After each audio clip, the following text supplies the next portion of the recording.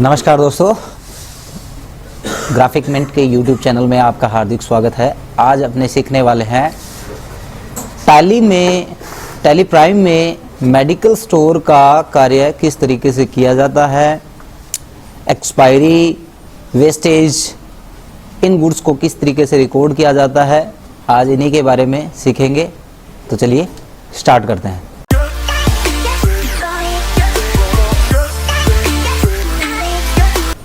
सबसे पहले आपको कुछ फीचर्स को ऑन करना है, जिसके लिए हम F11 दबाएंगे।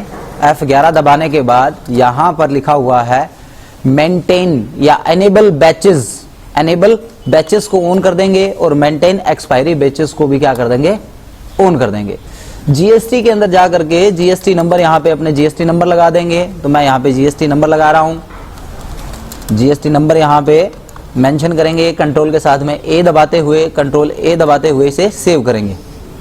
इसके बाद हम वाउचर में जाएंगे और कुछ परचेज करेंगे, कुछ प्रोडक्ट परचेज करने वाले हैं हमने। तो F9 प्रेस किया तो यहाँ पे देखो कुछ इस तरीके से स्क्रीन आ रही है। यहाँ पे परचेज का लेजर नहीं आ रहा है, आधी चीजें आ रही है। तो इसके लिए हमें F12 दबाना है।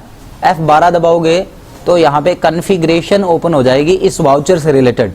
तो इसमें अपने को क्या करना है, एक तो select common ledger accounting for item allocations, इसको यस सेट करेंगे।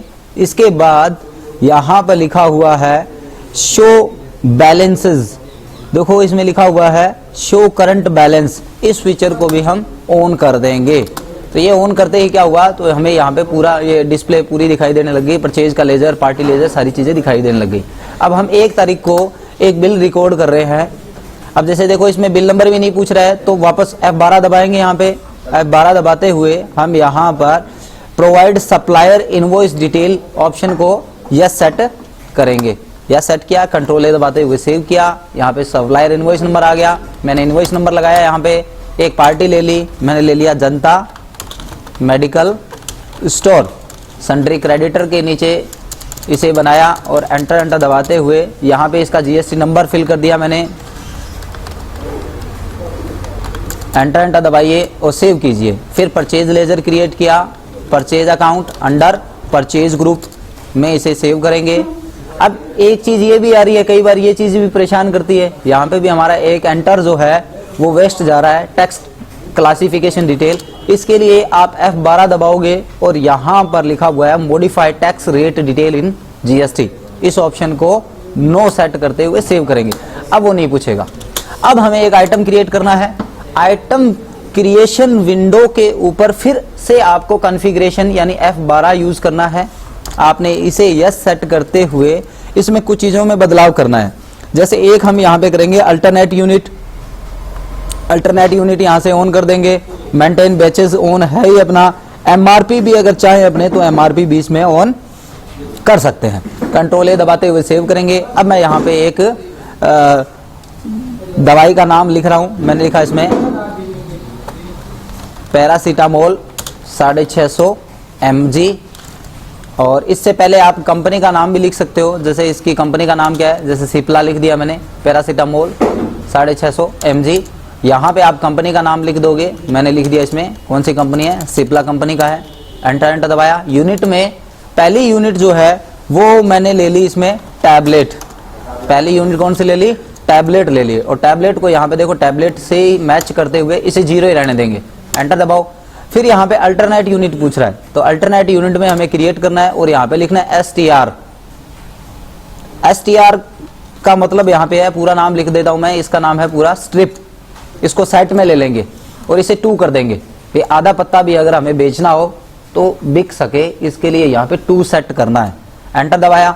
अब आपको इसका बताना है कि इस पत्ते में कितनी टैबलेट्स है। तो यहाँ पे आपने बताना है कि एक स्ट्रिप बराबर 15 टैबलेट, कि एक पत्ते में कितनी गोलियां, इसमें 15 गोलियां हैं। तो आपने यहाँ पे पूरी एक भर्ती बता दी है इसकी कि इसमें इतनी क्वांटिटी है। उसके बाद में मेंटेन बैचेस को यस करेंगे। मेंटेन बैचेस को यस सेट करेंगे। एक्सपायरी, डेट ऑफ एक्सपायरी और इन सभी ऑप्शन को यस सेट करते हुए जीएसटी में पहुंचेंगे और यहाँ पे जीएसटी नंबर HSN नंबर लगाया और इसे किया टैक्सेबल। और यहाँ पर मैंने इसमें टैक्स भर दिया 5%। गुड्स किया और इसकी रिपोर्टिंग में मेरे को चाहिए टैबलेट में, मैं सिर्फ टैबलेट देखना चाहता हूं मेरे पास में कितनी टैबलेट पड़ी है, सिर्फ रिपोर्टिंग में इतना ही बताना चाहिए। एमआरपी भी यहाँ पे ऑन करेंगे। एमआरपी में दो चीजें पूछ रहा है, allow MRP modification in voucher, क्या मॉडिफिकेशन कर सकें, मैंने कह दिया यस। और consider MRP is calculation of GST rate in slab rate, यानी सेल जो आपको करना है वो एमआरपी से करना है क्या, तो हाँ जी एमआरपी से करना है। एमआरपी भर दिया मैंने यहाँ पे 45 रुपए, एंटर दबाते हुए इसे सेव किया, 45 रुपए एमआरपी आ गया। इसके बाद में ये पूछ रहा है बैच नंबर। बैच नंबर का मतलब लोट नंबर भी होता है कि इस लोट की ये दवाई है जो मैंने 500 टैबलेट खरीदी है, तो यहाँ पे देखो पत्ते नीचे बता रहा है कितने पत्ते हो गए। आप ऐसे भी लिख सकते हो कि 50 STR, तो यहाँ पे टैबलेट भी बता देगा कि 750 टैबलेट होगी 50 पत्तों के अंदर। तो दोनों में काम करेगा, यह है अल्टरनेट यूनिट, यानी दोनों जगह पे काम करेगा। आप जिस भी तरीके से आप इसको रिकॉर्ड करना चाहते हो कर सकते हो। फिर मैंने यहाँ पे रेट भर दिया कि क्या रेट से आया हुआ है ये प्रोडक्ट।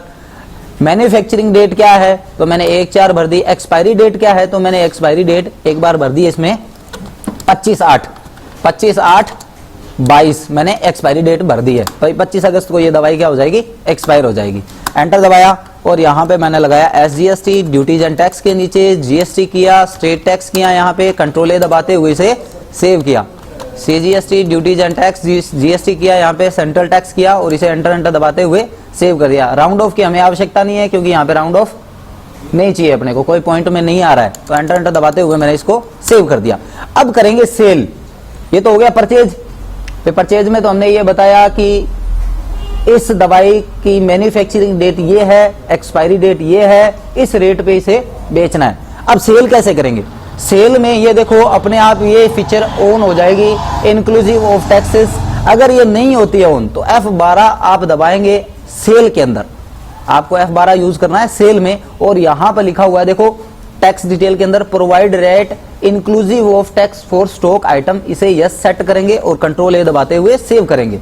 अब मैं इस दवाई को 15/4 को बेचना चाहता हूं। मैंने यहाँ पे लिया कैश और यहाँ पे ले लिया मैंने सेल्स अकाउंट, यहाँ पे ले लिया sales account under sale group के नीचे, और मैंने यहाँ पे लिखा पैरासीटामोल कितनी टैबलेट। अब देखो यहाँ पे बैच उठा रहा है कि 25 अगस्त इसकी एक्सपायरी डेट है। कितनी टैबलेट बेची मैंने बेची इसको 10 टैबलेट बेची। वहां पे पत्ते बता दिया कि 0. इतना पत्ता हो गया, 45 रुपए के हिसाब से इसने ऑटोमेटिकली ले लिया है क्योंकि एमआरपी क्या था 45 रुपए।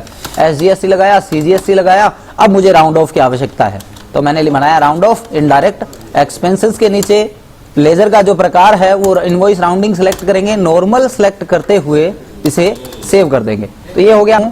अब मैं इस दवाई को F2 दबाया और मैं 30/8 को सेल करना चाहता हूँ। 25 अगस्त को ये एक्सपायर होगी ये दवाई, मैं सेल कितनी तारीख को करना चाहता हूँ 30/8 को। क्या ये हो पाती है देखने के लिए बने रहिए।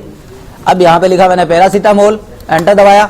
अब देखिए यहाँ पे क्या बता रहा है, क्या यहाँ पे बैच बता रहा है, कोई बैच नहीं आ रहा है। क्यों नहीं आ रहा है, क्योंकि ये दवाई एक्सपायर हो चुकी है। अब एक्सपायरी डेट जो भी मेडिसिन है उनकी रिपोर्ट देखने के लिए हमें डिस्प्ले में जाना है। डिस्प्ले में गए, ये इन्वेंट्री से जुड़ी हुई डिटेल है तो इन्वेंट्री में आकर के भी देख सकते हो आप। यहाँ पे लिखा हुआ है बैचेस, तो बैचेस में आप सिलेक्ट करोगे कि ये बैच है। ये यहाँ पे देखोगे तो ये बता रहा है कि ये इसकी मैन्युफैक्चरिंग डेट कब थी, एक्सपायरी डेट कब थी और ये कब रिकॉर्ड किया गया था, किस बैच का आइटम है, आपने कितना खरीदा कितना बेचा। और इसके ऊपर आप प्रॉफिट भी चेक कर सकते हो कि ये 10 टैबलेट बेचे हमने इतने रुपए के, इस पे हमें कितना प्रॉफिट होने वाला है। इसके लिए आप यहीं पर F7 की दबाएंगे तो आपको यहाँ पे बता देगा कि इस पे 228 रुपए 60 पैसे ग्रोस प्रॉफिट बता रहा है, इसके ऊपर कितना % ग्रोस प्रॉफिट हो रहा है आपका। तो इस प्रकार आप यहाँ पे देख सकते हैं। वीडियो पसंद आए तो लाइक शेयर और सब्सक्राइब करें।